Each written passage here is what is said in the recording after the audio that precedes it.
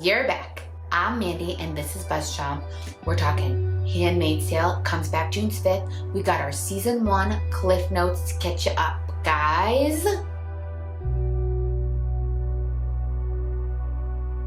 I'm Mandy. I'm Dan. Subscribe to BuzzChomp. Woo! Season 1, we're introduced to June, Luke, Moira, and Hannah. We're introduced to them in the past, in life pre-Gilead and during the beginning area of Gilead and post-Gilead. So basically this, we find out that there's been a coup in the government and America is no longer America. There's a problem with babies being born. Women have lost the fertility.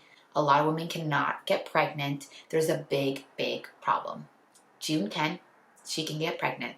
She had an affair with Luke. He had been married. He left his wife for her. They got married. They had their baby, Hannah. Briefly in the hospital, someone tries to steal Hannah, a crazy woman who can't have a baby. Hannah, Luke, and June have a nice, normal life. Their best friend, Moira, is gay. She does not have any babies. She is very close to them. All in all, they have a great little life there.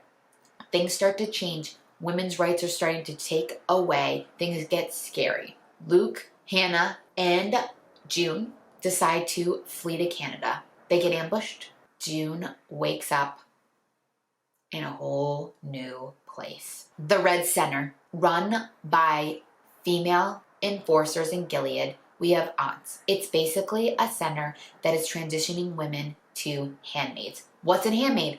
A handmaid is somebody who has a baby by one of the commanders, and the commander and the wives raise the baby as their own. Women are reassigned and they have babies, okay? So the system here is they have all different women now. These are women that cooperated. So they have the handmaids, the handmaids. So they have the handmaids, the fertile women. They have the Marthas, the housekeepers. They have the aunts, who are the women that supported this Sons of Jacob, which is the new government that created this new society of Gilead. And they have the wives, the women of the commanders. The wives can't have babies, and a lot of times some of the men can't have babies.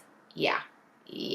These commanders, they have chauffeurs. We'll get on that later. Gay people in Gilead are called gender traders, but if you're a woman who is fertile and you're a gender trader, you're going to end up being a handmaid.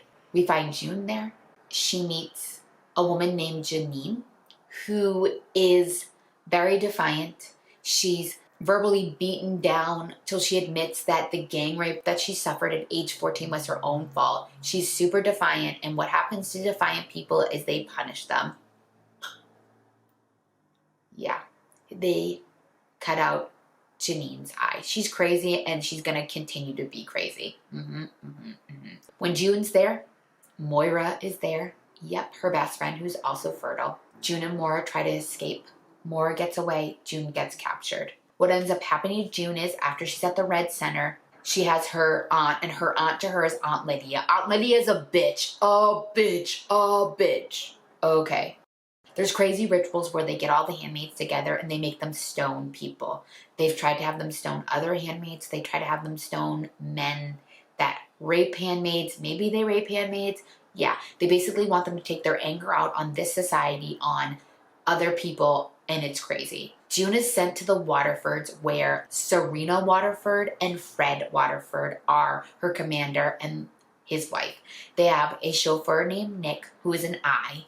Yeah, basically a spy of the Sons of Jacob. Fred is the commander, and they call their handmaid, she's of Fred. Janine is of Warren. This other woman who we meet is of Glenn.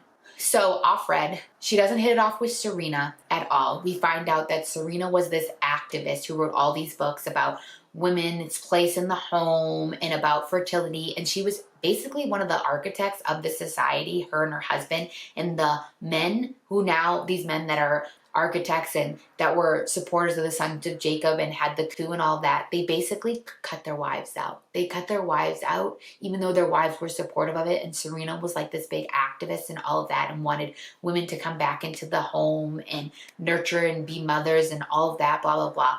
And these commanders are all supposed to be pious and blah, blah, blah, but they're not pious at all. Most of them are not. That's why they have eyes, because they want to spy on the men. They want to make sure that they're not, having sex with the handmaids, not on their original ceremony, the once a month time when they're supposed to get them pregnant. Yeah. Because Janine, who's of Warren, she falls in love with her commander. He tells her that they're going to run away together when they have a baby. He gets her pregnant and she goes crazy and she tries to kill herself and the baby. And June has to calm her down and Off Warren is sent away. Fred takes a liking to June. They start meeting in the middle of the night. Yeah, they don't really have sex, but he shows her all the contraband that he has, like magazines and records and all of that. So then he starts taking her to these like prostitute houses. They have other women called Jezebels, and they're like women that the commanders go to in these houses and they have sex with. And who is there? Moira. Moira is one of the Jezebels. She got caught.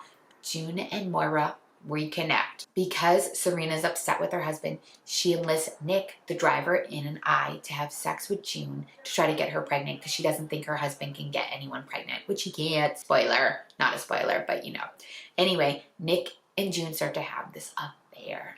Yeah. And she gets pregnant at the end. There's a resistance movement. June, or Offred, finds out about it from Offglen, her shopping partner, who is part of the resistance. And she warns her of Nick, who she's pretty sure is an eye. So she finds out about this, right? Offglen is taken.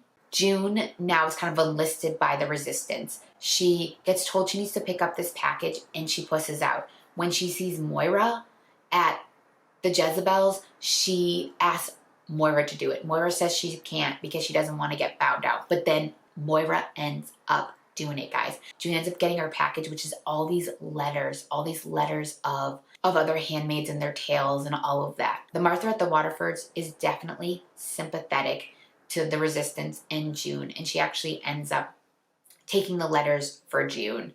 There's these crazy birthing rituals as well as sex ceremonies. They're freaking crazy, guys. They're freaking crazy.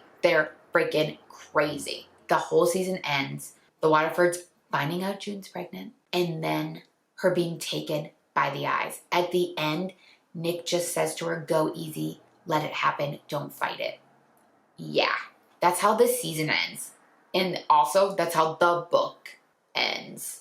Well, there's like a little postscript, but yeah, the book has that ending too. We find out that Luke escaped to freaking Canada. Whoop, whoop, whoop. He's able to get a message to an ambassador, finds out who June is and tells her that Luke's okay, and then she gives a message back to Luke saying, I love you, save Hannah. We find out that Hannah, their daughter, is safe. She's with another family. June gets to see her at the end, and freaking Serena is using Hannah against June. Not cool, Serena. Not cool. She basically says, Hannah will be safe as long as my baby and you stay safe, because she knows she's pregs. This is before June gets taken. Also, we see at the end of the season that Moira escaped. She was able to escape the Jezebels, gets to Canada, and her and Luke reunite. Woo, guys, woo. This was our season 1 recap. It's a lot. Comment below. Let me know what you think of Handmaid's Tale. Let me know what I missed, because I know I missed a bunch of stuff. We're going to have a season 2 recap before June 5th and the season 3 premiere. Whoop, whoop. Thanks for watching BuzzChomp. Subscribe and share. Subscribe and share. Subscribe and share. Share. Woo.